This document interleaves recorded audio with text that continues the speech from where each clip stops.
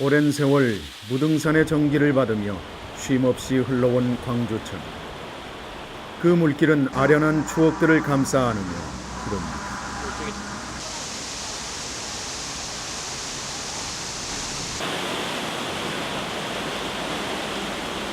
서로 다른 두 물줄기가 더해져 일궈낸 무수한 사연들. 흐릿하긴 하지만 쉽사리 잊혀지지 않는 그 순간들은 언제고 그렇게 곁에 머물러 있을 줄만 알았습니다. 그러나 그 기억 끝자락에선 또 다른 추억들이 새록새록 자라나고 있었지요.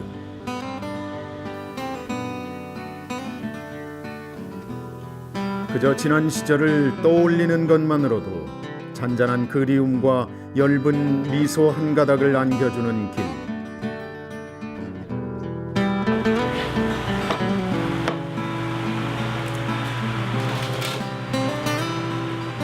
추억이 깃든 그 길을 조용히 따라가 봅니다.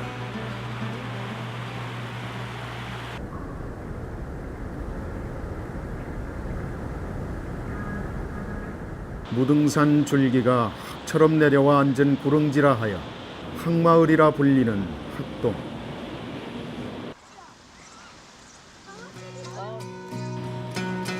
이곳에는 지극히 가난하고 힘겨웠던 서민들의 애환과 아픈 역사들이 곳곳에 스며 있습니다.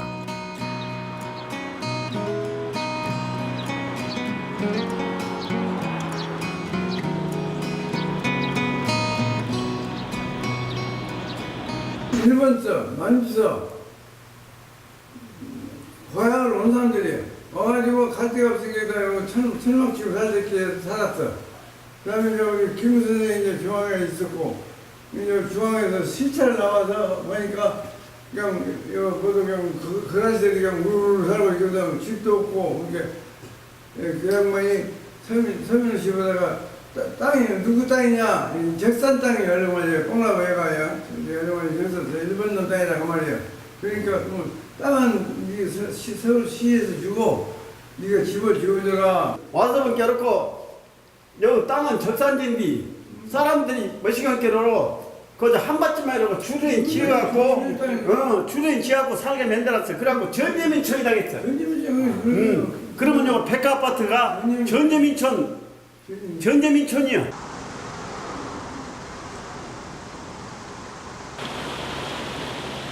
이제 그 가슴 아픈 흔적들은 흐르는 물과 함께 떠나가고 이곳에는 새로이 아파트가 들어섰습니다.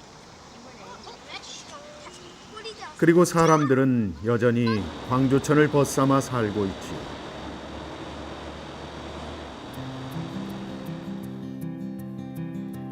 과거 어머니들에겐 빨래터가, 아이들에겐 물놀이 장소였던 광주천. 그 물길은 우리네 삶과 문화를 모두 기억할 테지요.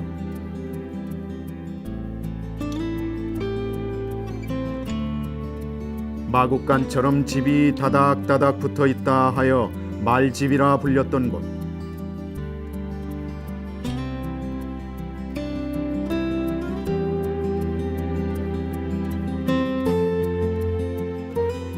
비록 좁은 공간이었지만 함께 부비적거리며 작은 것 하나까지도 나눠 먹는 이웃들의 따뜻한 정이 있어 마냥 즐겁고 행복했던 시절이 있었습니다. 팔거리가 일장기, 오길기 그 형태가 팔거리예요. 왜 그렇게 만들었을까요? 그럼 일본 놈이 감시 한 가운데서 감시를 나오고 이렇게 통계하기가 좋지 이렇게 한 가운데서 팔거리니까 여기서 누구 나오고 이런 거 감시하는 거.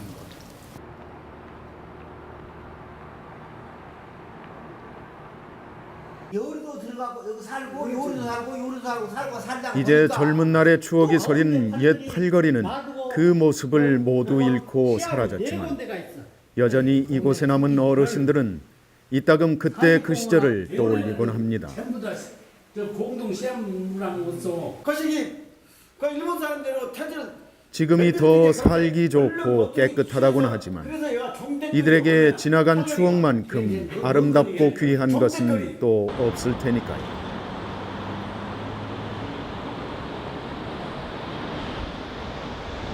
이렇듯 낡고 허름한 것들은 하나둘 사라져가고 그곳엔 크고 좋은 것들로 채워져 갑니다.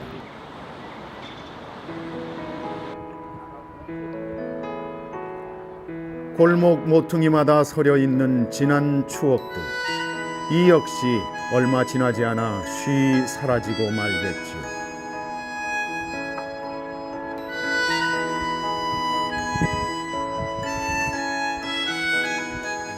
빠르게 변해가는 시대의 흐름 속에서도 여전히 그 자리를 꿋꿋이 지키고 있어 더욱 반가운 얼굴이 있습니다. 팔걸이 때 마을 분들 어땠어요? 인심도 좋고 좋았어요. 사람들이 순수해갖고. 옛날에 시골 동네 같이 여기는 그렇게 마음이 순수하고 사람들이 좋았어요.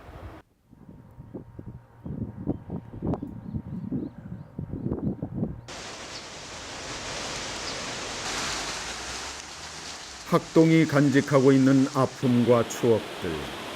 그것들은 흐르는 빗줄기와 뒤엉켜 흐릅니다.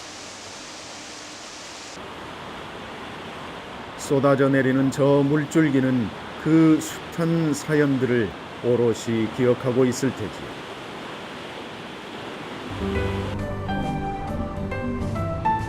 장맛비가 맑게 갠 여름날의 오후. 물길은 폐선된 철로 앞에 잠시 멈춰섭니다. 한때 사람들의 잦은 왕래로 조용할 날 없었던 곳. 그러나 이제는 새들만 이따금 머물렀다 갈 뿐입니다.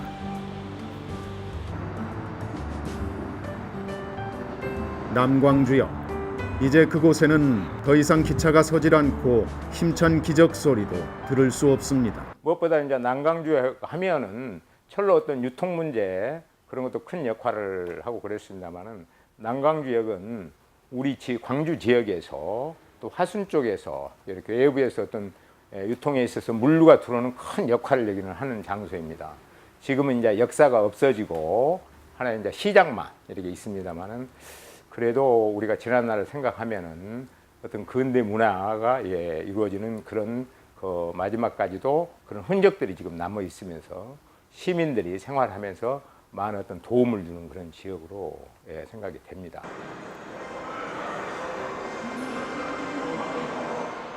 옛 남광주역 부근에 새롭게 들어선 지하철.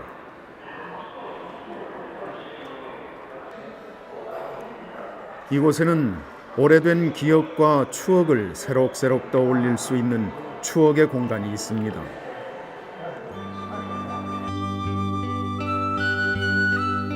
지역과 지역을 잇고 언제나 만남과 이별이 함께했던 남광주역.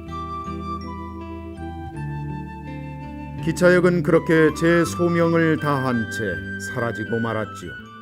보따리 장사들이 많이 오고 여수, 이제 벌교 모두 그쪽에서 그렇게 사람이 많았지. 근데 지금은 이제 새벽 시장만 장갑더만.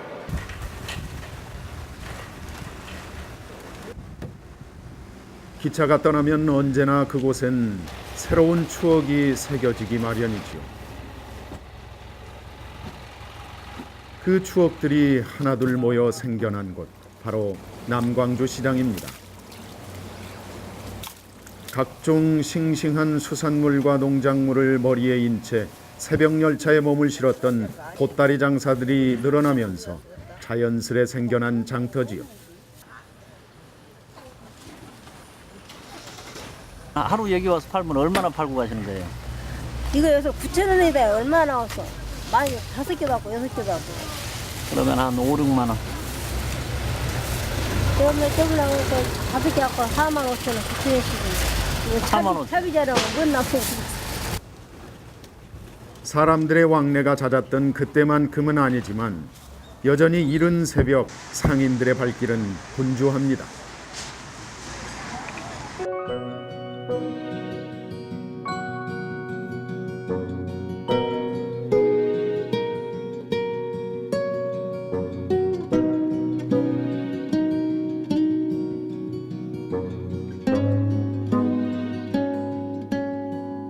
어느덧 날이 밝아오고 반짝 새벽 시장은 금세 북새통을 이루었습니다.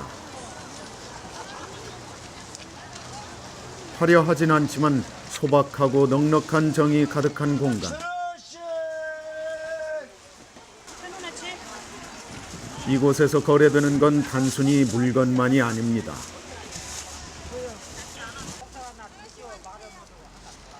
사람 간의 정과 추억도 함께 판매되지요. 아무도 안 내놓으면 나는 안 돼. 맛있어. 이렇게 먹자. 목수가 올라가요. 선생님. 남강주 시장을 찾는 이유가 있으세요? 어렸을 때부터 다니는 기분. 아, 그래서 시장이 싸잖아요. 좋고 싱싱하고.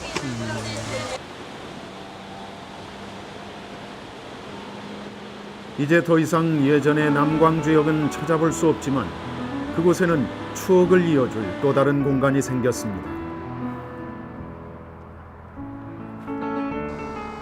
사람과 사람을 잇고 문화와 문화를 이어줄 푸른길 공원. 이 푸른 길이 8km 정도 있는데 지금 계림동에서 진월동까지 있는 딱 가운데 구간인 거예요. 그러니까 이곳에 다 모여서 푸른 길 주변에 있는 사람들이 이곳에 다 모여서 놀자는 여러 가지 행사를 하고 있는데요. 근데 가장 큰 특징은 장터도 그렇고 또 저희가 여름에는 거리 인문학 강좌도 해요. 인문학이 그 강의실 속에 갇혀있지 않고 시민들과 함께 소통하는 인문학 이런 강좌도 하고 푸른길 걷기 캠페인도 하고요. 저희가 푸른길 걸으면서 푸른길에 있는 여러 가지 나무들을 만나볼 수 있도록 안내해주고 주변 마을들을 소개해주는 해설사 선생님들도 양성되어 있으시고요.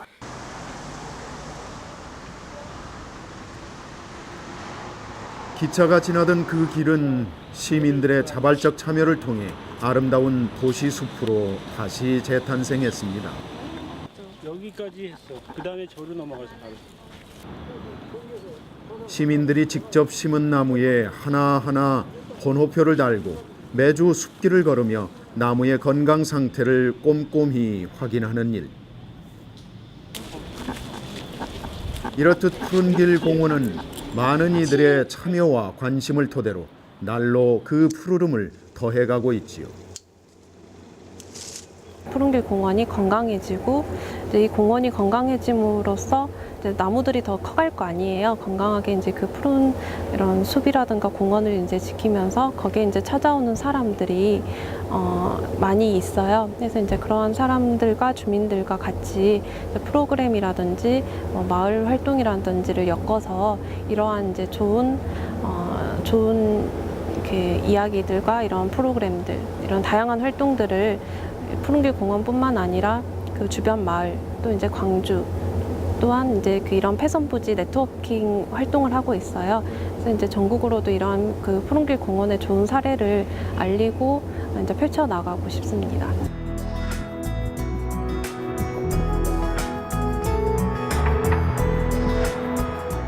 굽이진 길목마다 생명들이 살아 숨쉬는 광주천의 물길은 우리를 또 다른 추억의 장소로 데려다 줍니다.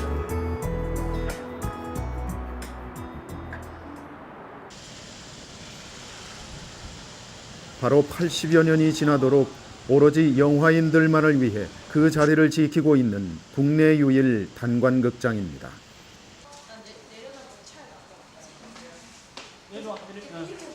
광주극장은 광고 대신 음악이 나오고요. 그리고 스크린도 크고 자리도 자유석이고. 처음에는 여기서 어떤 우리가 향수 옛날 60년대 70년대 우리가 좋아했던 그런 영화랄지 그리고 이제 그 명화들 있잖아요. 그런 걸 못 보게 되면서 여기서 상영을 하니까 오기 시작했어요. 오직 영화인들만을 위한 단 하나의 예술 영화 전용관입니다.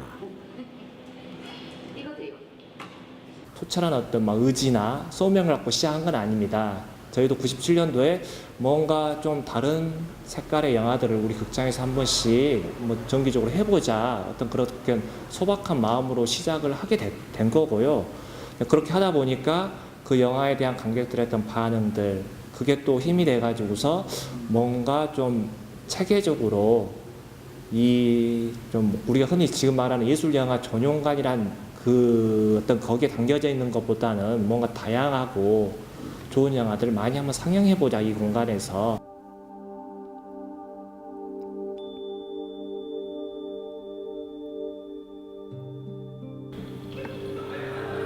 광주극장은 여전히 지난 80년간의 역사와 추억들을 곳곳에 간직한 채 고이 머물러 있습니다.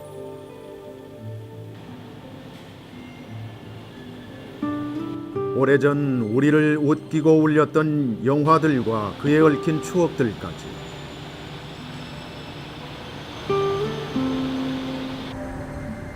젊은 날의 청춘은 그 순간을 기억하고 있을 테지요.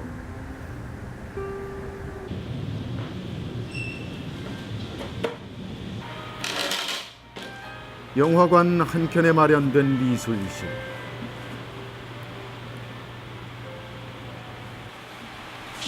이곳에서는 여전히 국내의 마지막 손간판 화가 박태규 씨가 그림을 그리고 있습니다. 대학 시절 회화를 전공했던 박태규 씨.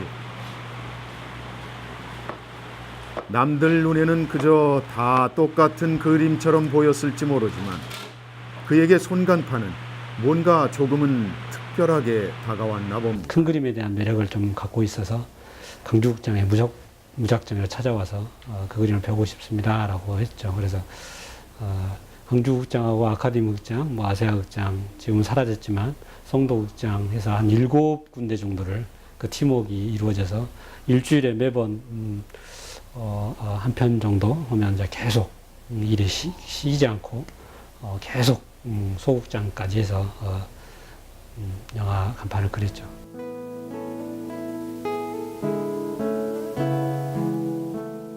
오직 단관극장이기에 가능했던 손간판. 그 옛날 오로지 간판 하나만으로 영화 소식을 접했던 시절이 있었습니다. 지금이야 종합영화 상영관으로 인해 그 모습을 보기란 쉽지 않지만 여전히 그때 그 시절의 문화를 이어가고 있는 마음과 손길이 있어 그저 반갑고 고마울 따름이지요.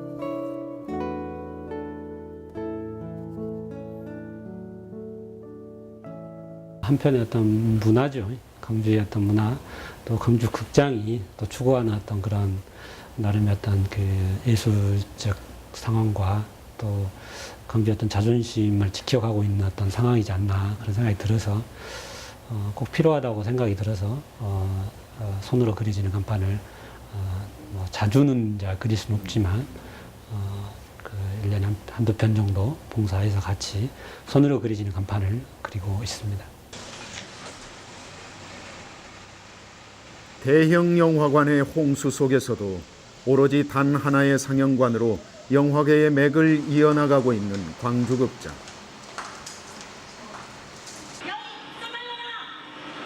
그저 많은 관객들을 끌기 위한 공간이 아닌 진정 영화를 사랑하고 또 이 공간을 사랑하는 이들을 위해 존재하는 광주의 대표 영화관입니다. 사실 한국 영화는 이제 외국 그 예술 영화 인정받은 영화들보다 관객층이 훨씬 적어요. 그래서 지금 이제 저희 한국 독립 영화 특히 이제 그 기간에는 정말 뭐 한 두세 분이나 세네 분 정도만 이제 상영 관람을 하시거든요. 그래서 사실 극장 자체도 저희 극장이 굉장히 크잖아요. 800석이 넘는 아주 큰 극장인데 뭐 이제 혼자 보시거나 두 분이서 보시거나 그럴 경우가 많죠. 그런데 이제 제가 좀 우려스러운 게 제가 오면 여기 굉장히 여기를 좋아하는데 혹시 없어질까봐 저도 그런 얘기를 알고 있거든요. 경영이 좀 안 좋다라는 거를 눈으로 봐도 보이잖아요. 없어질까봐 좀 걱정이 되고 만약 그렇게 되면 그냥 슬플 것 같아요.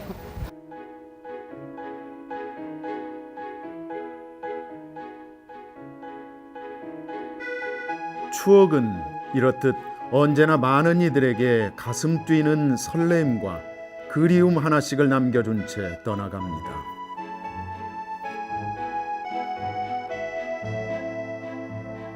아장아장 걸음마를 걷던 시절을 지나 우리는 차츰 어른이 되어가고 그렇게 멈춰 있을 줄만 알았던 시절들도 찰나처럼 지나가고 나니 어느덧 우리네 얼굴에는 진한 주름만 깊게 남았습니다.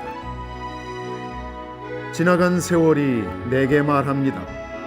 그래도 마음만은 여전히 그때 그 자리에 머물러 있노라고 말이죠.